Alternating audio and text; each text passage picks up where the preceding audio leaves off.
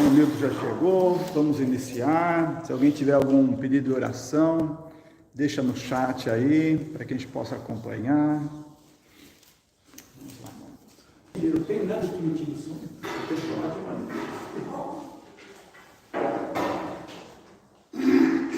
Então, boa noite, meus irmãos. Boa noite. Sejam bem-vindos a mais um culto de oração e adoração ao Senhor.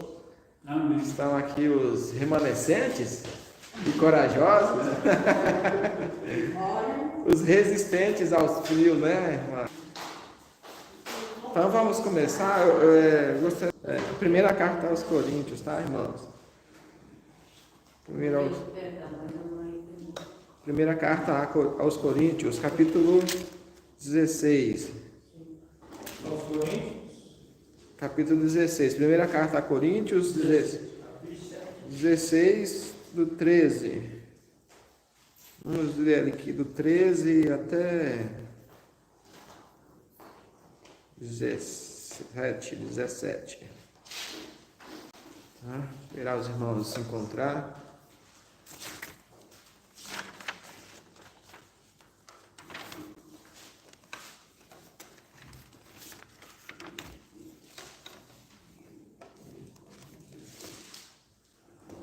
Vamos lá, irmãos. Vigiai, estai firmes na fé, portai-vos varonilmente e fortalecei-vos.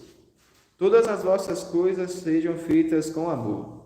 Agora vos rogo, irmãos, sabeis que a família de Estefanas é as primícias da Acácia e que se tem dedicado ao ministério dos santos, que também vos sujeiteis aos tais e a todos aqueles que auxiliam na obra e trabalham. Fogo, porém, com a vinda de Estéfanas, né? De Fortunato e de Acaio, porque estes supriram o que da vossa parte me faltava. Amém. Senhor Deus, te damos graça pela tua palavra, Senhor. O Senhor tem se enviado a nós através das Santas Escrituras. Que o Senhor continue sempre falando aos nossos corações e que o nosso Espírito, Senhor, possa estar abertos para entender o que o Senhor tem a nos dizer. Em nome de Jesus, amém. Irmãos, essa aqui é uma carta, né, algumas palavras que o apóstolo Paulo escreveu aos irmãos de Corinto, né? E é uma exortação que o apóstolo, né, na nossa leitura, a gente vai dar ênfase aqui, a exortação que o apóstolo Paulo faz ali aos irmãos de Corinto, né? Através de alguns estudos bíblicos, né, só recordando, a gente percebe que os irmãos de Corinto ali estavam em um emaranhado de práticas que desagradavam a vontade do Senhor, né? Até mesmo casos de incesto, né, e tudo mais, né? E o fato é que, pela graça de Deus, o Evangelho chegou àquele lugar, né? E ali a gente vê, então, o trabalho do apóstolo Paulo, através das Escrituras, né? O que o Espírito Santo fez ali, operou ali, né? Muitas pessoas se convertendo, né? E agora Paulo ali estabelece uma igreja, um ministério também, né? E aqui ele está exortando os nossos irmãos, né? E se aplica a nós hoje, porque isso não, principalmente nessa época em que nós estamos vivendo, né? Há uma semelhança, parece que muito próxima com o que aconteceu ali com Corinto, né? Outro dia eu estava vendo na internet alguma coisa assim, uma pessoa que estava no carro, um casal, e aí foram assaltados, eles estavam ali, né, sem roupa, né, então, e fora outras coisas que as maldades, né, irmãos, se multiplicando. Mas o fato é que a palavra diz aqui que devemos nos portar-nos varonilmente, né? Então Paulo exorta a portar varonilmente, estar vigilantes e firmes na fé, né? Ou seja, essa palavra varonilmente, ela conota a expressão de estarmos sendo forte, né? Não fraquejar, não dar vazão às nossas fraquezas, né? Um cristão forte é aquele que vive por premissas em vez de caprichos e opiniões. Ele não procura sempre o caminho mais fácil ou mais seguro, mas enfrenta os vários desafios e assume vários riscos quando necessário, e permanece firme contra a oposição à verdade. Segue em frente, ainda que seja uma batalha dolorosa. Essa é o que nós tem que permear em nossos corações, a convicção daquilo que nós estamos praticando enquanto cristãos, né? De termos a convicção de que o Senhor, de que Jesus Cristo, ele não é uma utopia, como tem muitos aí dizendo, né? Aquele ator famoso, esqueci o nome dele, um fortão, né? Ele falou assim, Schwarzenegger, isso, né? Dizendo outro dia aí que o céu é uma fantasia, né? Quem quiser acreditar que é uma fantasia, que acredite, mas que é para nós uma coisa real, né? E essa é a nossa esperança, né? Nós esperamos um dia voltar para a nossa cidadania original, né? Queremos voltar para o nosso lar celestial. Estamos aqui neste mundo passageiramente, né? Enquanto o Senhor cumpre aquilo que Ele estabeleceu neste mundo, né? E para isso nós estamos aqui servindo e trabalhando em prol do Senhor. E para a gente continuar trabalhando no ministério do Senhor, irmãos, é preciso que nós tenhamos coragem para ser fortes, né? A gente encontra ali em várias passagens na Bíblia, né? Principalmente ali no livro de Deuteronômio, no livro de Josué, sempre essa expressão, né? Ser forte e corajoso, né? Vocês vão entrar na terra prometida, ser forte e corajoso. Sempre havia essa exortação, né? Essas palavras de encorajamento para que eles pudessem ser fortes e corajosos. Não é diferente para a nossa época, né? Principalmente nesse cenário atual que estamos vivendo, onde parece que o que é certo hoje está se tornando errado, o que é errado estão tentando fazer com que seja correto, né?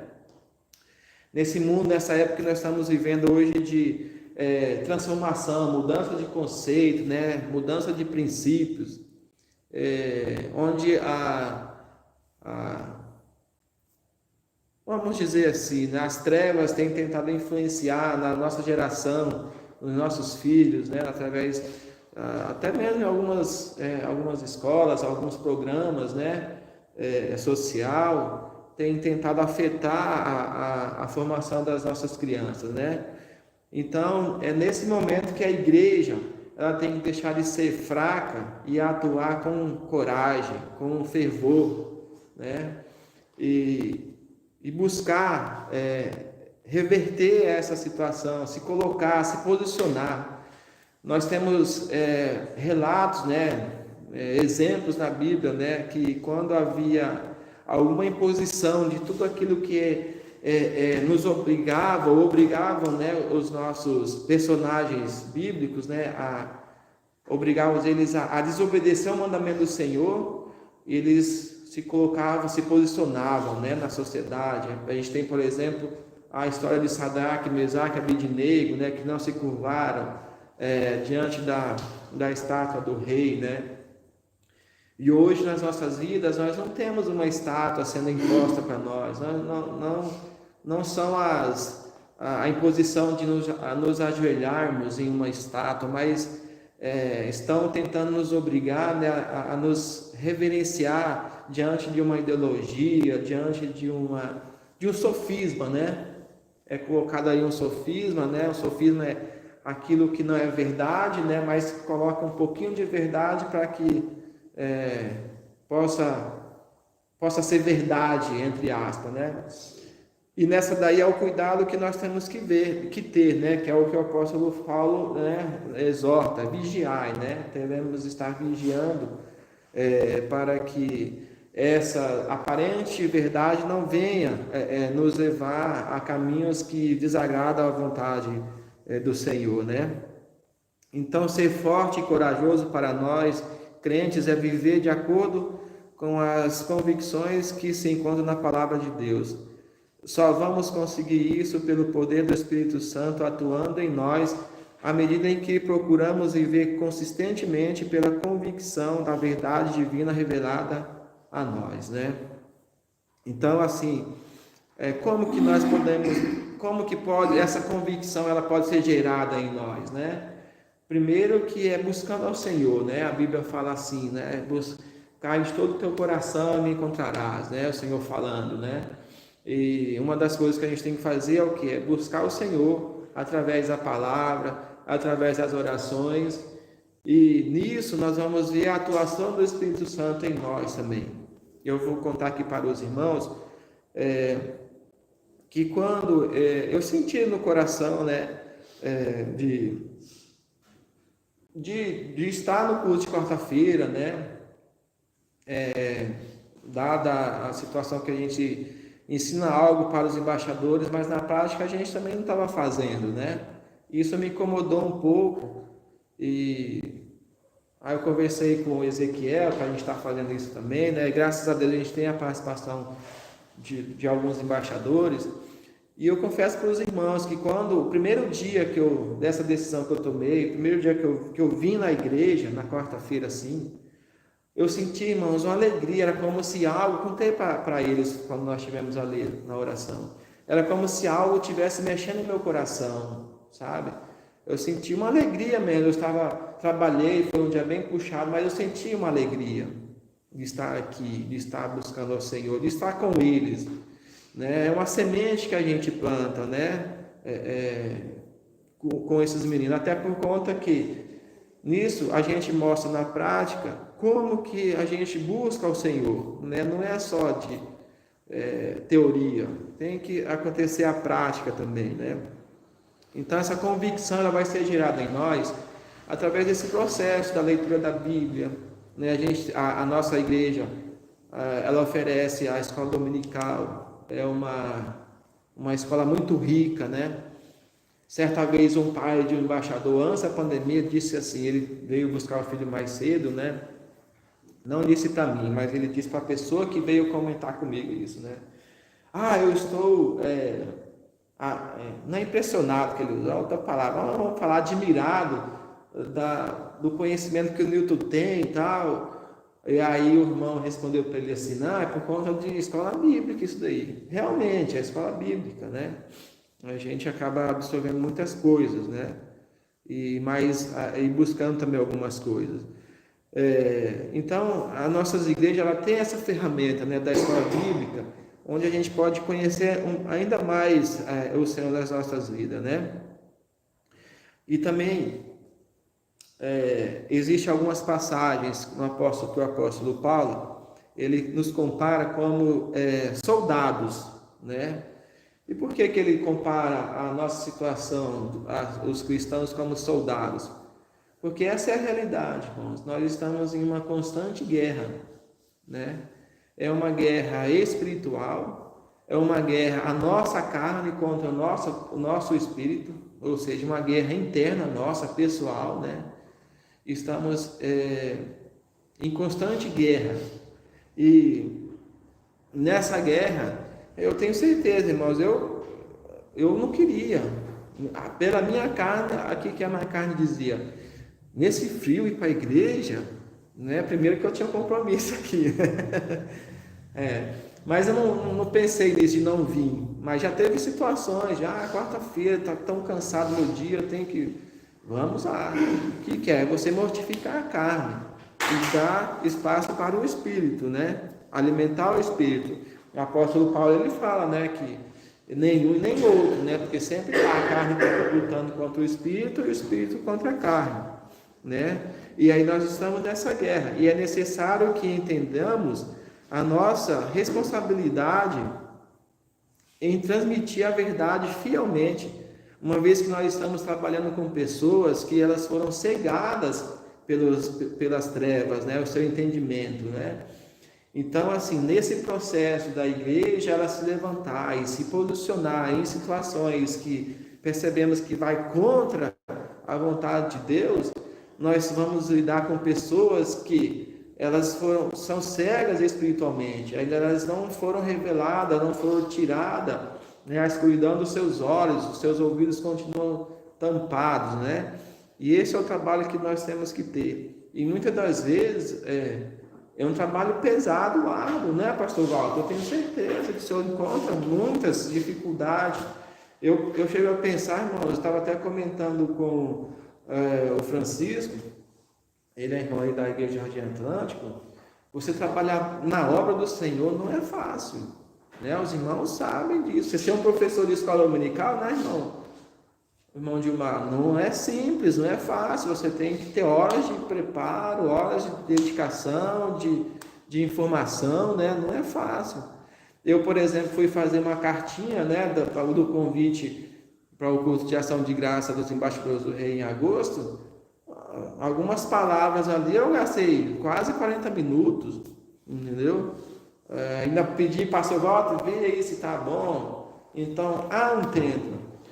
Só que assim, isso não é só com a gente, isso é passado por todos. E Jesus Cristo, quando ele estava no ministério dele, também tinha isso, né? Todo esse trabalho. E ele conseguiu realizar, ele conseguiu fazer todo o trabalho dele, né? Então, assim, e essa é a guerra. Além da guerra que nós temos entre nós mesmos, e a guerra espiritual, né? Nós somos atingidos de todos os lados, de todas as formas. O inimigo tenta nos atingir, né? De todos os lados, todas as formas, né? Quer ser diretamente a nós ou indiretamente, né? De modo que algumas vezes, às vezes, consegue atingir algum membro da nossa família, né? Onde deixa a gente triste, desapontado, né? Eu tenho, por exemplo, o meu irmão, ele se converteu, né? E aí a gente foi convidado uma vez para a escola, para a gente fazer uma apresentação, lá na escola em Pedra Preta. E nessa escola, eu estava tão corrido que ele queria ir, eu não levei, porque não me atentei que ele queria ir, né? Aí, quando eu cheguei, minha mãe chamou minha atenção, falou que ele queria ir, ele estava no quarto chorando, aí conversei com ele, né? Enfim, ele não desviou nesse momento, mas passou um tempo, ele começou a se envolver com o namorado e acabou desviando, né? E até hoje está fora da igreja, né? E isso, na época, eu me lembro, fiquei triste, porque era uma pessoa que eu tinha uma certa expectativa, né? Além de ser meu irmão caçula, né? Ele sempre estava comigo e perdi o parceiro. Mas o Senhor sabe todas as coisas. Então, às vezes o inimigo ele atinge algum membro da nossa família, né? Mesmo que não seja tão próximo quanto irmãos, né? Mas é ali, às vezes um tio ou tia, né? E nessa batalha espiritual, irmãos, eu relatei, acho que os irmãos, o meu batizado, né? O que eu passei quando eu fui me batizar, né? O que eu ouvi da minha mãe, né? E aí, recentemente, ela me contou, né? Hoje, a minha mãe, ela é convertida, né? Ela se entregou ao Senhor, inclusive, eu não posso falar aqui, eu vou falar passado, né? Tem muita coisa que a gente quer contar aqui, mas sai aqui. Não vou dizer, vou pular essa parte. Ela está servindo ao Senhor junto com meu pai, né? Minhas outras duas irmãs, mas foi muito duro na época, quando eu fui me batizar, o que ela me disse, né? E quando ela me contou por que ela fez aquilo, eu entendi, e eu falei para ela, né?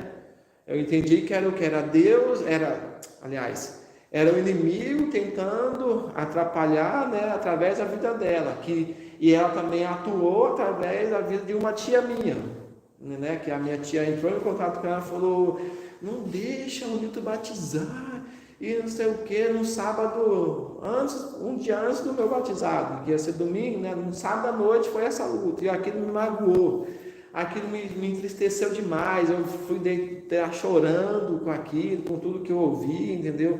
Tudo que ela falou para mim. Mas hoje eu entendo, irmãos, ali era uma luta espiritual. E além disso, nós precisamos o quê? Estar atentos Quando um soldado está numa guerra, né, ele não vai sozinho. Nós somos um batalhão, né? Uma guerra vai o quê? Vai uma multidão, né, pastor? E ali tem todas as estratégias, tem a questão, né? Um cobrindo o outro, né? E assim nós devemos também fazer nossa igreja, né? Nós estamos vendo alguém em dificuldade, alguém que está com alguma... não está vindo à igreja, está passando por alguma situação. Primeira coisa que nós temos que fazer é não julgar, né? Tirar o nosso julgamento, entender a necessidade do irmão, né? Chamar ele, exortar ele para estar conosco, né? Como um soldado mesmo, cobrindo o outro, né? Nós falamos nos embaixadores, né? Nós temos a parte da corrente da amizade, que é fortalecer a comunhão e a... Como é que é, Breno e Thiago? Fortalecer a comunhão e a amizade entre os e o ser, né? Fortalecer a comunhão e a amizade entre os embaixadores do rei e os conselheiros. E assim deve também a igreja atuar como um corpo, né? Sempre se importando, né? Com o próximo, com o irmão, por que ele não está vindo, né? O cristão deve esperar fortes dificuldades, deve alinhar suas prioridades e colocar sua vida em risco pela causa do Evangelho. E aqui está, irmãos, né? Como eu estou falando, né? Nós não vamos ter aqui, nós somos peregrinos. Outro dia eu estava conversando com o pastor Walter, o que a gente percebe hoje é assim, há um investimento muito grande das nossas vidas sobre este mundo, né? Às vezes a gente investe muito tempo nas nossas atividades do trabalho e outras coisas, e deixa de estar mais na igreja, em comunhão com os irmãos, né? E isso tem trazido um certo enfraquecimento às nossas igrejas, né? De modo que onde que vem permitir entrar essas doutrinas de vento, né? Vamos dizer assim, né? Por quê? Porque o irmão ele só vem no domingo, não vem na escola dominical, só vem no domingo à noite. Como que ele vai gerar dentro dele uma convicção de que aquilo que alguém está falando não é correto à luz das escrituras? É somente buscando através da leitura da palavra, da escola bíblica, né, de outras ferramentas extra-igrejas, né, que tenha um sentido de ensino, é que a gente vai perceber, né, a diferença, essas falhas, né, esses enganos, essas verdades, mentiras revestidas em verdade, né, que a gente vai perceber. Então, se a gente acaba investindo tanto o nosso tempo nas coisas do mundo, como a Bíblia já diz, o mundo jaz no maligno, né? Eu até disse ao pastor, tem muitos irmãos, e eu não me coloco muito distante disso também não, meus irmãos. Tem muitos irmãos que eles vão, né, estão abraçados nesse sistema do mundo assim, de modo que você vai lá, irmão, larga isso daí, vem aqui, ele vai batendo assim, me solta, está me atrapalhando, né? É dessa forma. Então, assim, é onde que a igreja começa. Às vezes a gente pensa assim, né? A nossa igreja é uma igreja de poucos membros, é uma igreja de poucas pessoas, né? Primeiro que aqui é pregada a verdade, né? Não é nós não temos aquela prática de aquele culto de emoções, sensações, de arrepios, né? O pastor sempre tem priorizado a prática da palavra, né? Do ensino, da exortação, né? De estar corrigindo, né? E isso para muitos não é confortável, né? Para muitos de nós isso não traz nenhum conforto. Então acaba o pessoal não gostando, né? Mas ao mesmo tempo a gente tem o quê? Pessoas embasadas, né? Como um alicerce, né? De uma estrutura, de uma casa, né? Como um alicerce. Pode cair as paredes, pode cair o telhado, mas o alicerce, a sustentação sempre vai estar ali, né? Além de sermos comparados como soldados, nós também somos comparados como um atleta, né? E lá em 2 Timóteo 2,5 diz assim: igualmente o atleta não é coroado se não competir segundo as regras. todo o empenho e disciplina do atleta serão desperdiçados se ele não competir segundo as regras do jogo. Da mesma forma, somos nós, os cristãos, crentes, né? Somos chamados à obediência da palavra de Deus na busca da vitória espiritual, né? Nós só vamos alcançar uma vitória espiritual se nós também estivermos andando de acordo com o que a palavra determina, especifica, né? A irmã Miriam, outro dia, ministrou na escola dominical, né? A questão do Espírito está em nós, né? Às vezes a gente acha que Deus está com a gente e de repente não está mais, como aconteceu com Sansão, né? Ele levantou, ele percebeu que Deus não estava mais com ele, né? E é onde ele foi derrotado, né? Porque ele não andou segundo o que Deus tinha estabelecido, Deus tinha orientado ele, Deus tinha dito para ele fazer, né? Ele foi se relacionando com uma situação pecaminosa, né? E aquilo acabou levando ele a uma destruição, justamente por conta disso. Ele foi um atleta que não andou segundo as regras do jogo, né? Então esse é o cuidado que nós temos que ter também, principalmente vocês embaixadores, vocês dois aqui estão conversando aí, tá? Nós temos que estar sempre atentos. O mundo tem 1001 coisas boas a nos oferecer, para os nossos olhos são muito agradáveis, né? Mas são coisas que não vai nos aproximar de Deus, não vai manter nossa comunhão com Deus, são coisas que vai nos afastar ainda mais da nossa comunhão com Deus e da nossa vitória espiritual, né? Além disso, dessas outras duas coisas, de sermos comparados como cristão e como atleta, nós também somos comparados a um lavrador. Em 2 a Timóteo 2,6, o apóstolo Paulo escreveu isso para Timóteo, né? O cristão deve estar sempre ocupado em semear a semente da palavra de Deus, como fez o semeador da parábola dos solos. O cristão zeloso é um lavrador espiritual. Ele trabalhará arduamente para difundir o evangelho, quer o solo pareça duro ou receptivo. A palavra de Deus tem seu próprio poder e o semeador não tem como intrometer-se. Seu papel é simplesmente espalhá-la. Esse é o papel do semeador, né? Tem uma passagem que fala, né, que tem aqueles que regam, os que plantam e os que colhem, né? Então, o nosso papel enquanto semeador é isso. Eu escutei outro dia de um outro pastor o seguinte: tem muitas pessoas, eu gosto desse tema, né? Eu até já disse para o pastor lá, um tema que eu gosto, sobre escatologia, né? Só que tem algumas pessoas que às vezes exageram, qualquer coisinha já ficam falando, Jesus está voltando, né?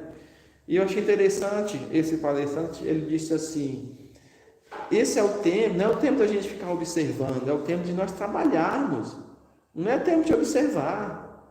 E quando Jesus voltar, todo olho verá. Quando for dado notícia no jornal, já é uma notícia velha. Né? Então, assim, isso para mim fez muito sentido quando eu ouvi isso, né? Porque às vezes a gente acaba, né, tem muitos, né, que acabam querendo fazer igual os irmãos da época do apóstolo, quem que era, que falava assim: vamos trabalhar, do apóstolo Paulo, né, pastor? Vamos trabalhe, não fique sem trabalhar, né? 1 Tessalonicenses, né? Acaba ficando nessa expectativa, Jesus está voltando, né? A Bíblia diz que ninguém sabe o dia e a hora, né? Então, assim, eu achei muito, de muito sentido isso, né? E esse é o tempo, né, meus irmãos? A gente está vendo aí alguns movimentos até hoje eu vi um vídeo, um cliente me passou um vídeo sobre a inteligência artificial, um culto que está sendo, o ensino está sendo, a pregação está sendo feita pela inteligência artificial. Lá na Alemanha isso foi, colocou um telão ali na frente e o pessoal ali da igreja assistindo, e quem estava falando era a inteligência artificial. A Cília, minha irmã, outro dia me passou um link de uma Bíblia que ela tem a inteligência artificial, você pesquisa lá alguma coisa, não fala, né? Mas ele traz um texto para você ler sobre aquele assunto, né? E a gente já tem, irmãos, essa questão, né? A tecnologia, ela realmente querendo substituir o homem até mesmo no processo de evangelização. Só que aí, nesse sentido, a gente tem que ter o cuidado. É diferente daquilo que o pastor Walter trouxe, aquele projeto do ouvir e crer, né? Ali é uma gravação, né? Alguém falando, né? Uma gravação da palavra na sua íntegra, né? Essa da inteligência artificial, a gente tem que observar, ver o que é ensinado ali, né? Então, a gente começa a perceber essas coisas, né? E esse é o tempo que a gente tem, que eu vejo, irmão, de estar trabalhando, evangelizando, falando do amor de Cristo aos perdidos, né? Que só há vida em Jesus. Fala de Jesus, não há vida, não há salvação, não há esperança, né? Fora de Cristo só há tristeza, desesperança, falta de amor, né? E levar essa mensagem aos perdidos, né? E nessa comparação que o apóstolo Paulo ele traz, né, entre atleta, soldado e lavrador, qual deles a gente acaba vivendo a maior parte das nossas vidas? Desses três, a maior parte da nossa vida como cristão é semelhante como um lavrador, né? Há dias em que as circunstâncias são interessantes, empolgantes ou recompensadoras, mas a maioria dos dias não envolve nada de extraordinário. Não acontece nada de extraordinário, a maioria das vezes, né? Mas independentemente disso, temos a promessa da recompensa celestial, que está em 1 Coríntios 15, 58, né? Até está aqui fácil, já vou ler rapidamente para os irmãos. Portanto, meus amados irmãos, sede firmes e constantes, sempre abundantes na obra do Senhor, sabendo que o vosso trabalho não é vão no Senhor, né? Então, assim, há uma recompensa celestial, né? A gente estuda um pouco sobre o galardão, sobre essas coisas e tudo mais, né? Então, irmãos, essa é a esperança que nós devemos manter em nós. E esse tempo que estamos vivendo, né? Há muitas pessoas aí na sociedade que precisam de um abraço afetuoso, né? Um abraço, uma aproximação que mostra o amor de Cristo, né? Certa vez, para terminar aqui, pastor Walter, certa vez eu estava com o Tiago numa quadra de esporte, e aí ficamos um certo tempo lá, tem pouco tempo isso, e aí foram chegando os adultos, né? A gente já estava meio cansado até, os adultos foram chegando, aí a gente tem que sair, né? Aí o Danilo queria brincar no parquinho que tinha ali, né? Aí nós ficamos lá brincando com ele. Aí vinha dois bêbados lá, um tropeçando no outro e tal, e vindo em nossa direção, né? E naquele momento eu propus no meu coração, eu vou conversar com esses bêbados com o amor de Cristo, eu quero que eles percebam o amor de Deus. Eu não quero julgamento, tipo assim, a gente costuma, né, ver um bêbado, você já quer logo sair fora, afastar, ficar, né? Aí ele chegou ali, conversou comigo um pouco, o outro estava mais alterado, já saiu, foi lá dentro da quadra, lá tinha umas panelas deles lá, e aí eles pegou, aí um ficou um senhor, já um de mais idade, né, perguntou meu nome, respondi para ele, perguntou o que eu fazia, respondi para ele, perguntei o nome dele, ele começou a contar da vida dele, né? Ele falou que ele tem 2 filhas em Cuiabá, que ele é alcoólatra, que ele não consegue sair do álcool, mas que ele sabe tudo o que acontece, que ele serviu o quartel, e que ele é professor de educação física, ele sabe as medidas de quadra, ele sabe o tamanho de bola, regras de jogo, e foi conversando comigo, né? E aí no final eu disse para ele assim, olha, tem alguém que pode ajudar você a sair do seu vício, do seu alcoolismo, mas você tem que buscar essa pessoa, é Jesus Cristo, Ele te ama. Aí ele estava meio afastado, ele veio, se aproximou de mim para me abraçar, né? E no final ali, eu gostei de você e tal, né? Então eu fiz isso, que eu queria que essa pessoa sentisse amada por Deus, né? Quando ele for se aproximando, não quis fazer ali um julgamento, né? Até porque nós não somos irmãos. O outro dia eu estava conversando com um cliente também, Foi um dia bem corrido, mas Deus acabou aparecendo essa oportunidade e não quis perder. Até conversando com ele sobre o livro de Jó, ele ficou encantado. Como é que você sabe dessas coisas? Aí eu falei para ele, tá escrito o livro de Jó. E eu falava o livro de Jó, mas eu não entendia onde é que ele achava o livro de Jó. Depois que eu fui entender, tá na sua Bíblia. Cadê a sua Bíblia? Aí fui e mostrei para ele, né? Lê essa história. E há ainda no mundo, irmãos, muitas pessoas sedentas, né? A irmã Márcia sempre está contando aqui alguma outra, né? A situação de uma pessoa, criança, adolescente que precisa de oração, né? E é assim, então nós temos que nos posicionarmos, meus irmãos. Nós temos que ter coragem para ser corajosos, coragem para ser forte, né? Assim como foram, né, os nossos heróis da fé, né? Humanamente, a olho nu, olhando a história do cristianismo, realmente ela parece loucura, né? É por isso que é complicado o mundo entender. Você pegar a história de Jesus Cristo, né? A forma como foi que ele atuou, você vê assim, nós cremos, né? Mas você vê assim a dificuldade que as pessoas têm, e para contribuir com isso, o inimigo das nossas almas acaba cegando o entendimento dessas pessoas, né? Deus abençoe os irmãos.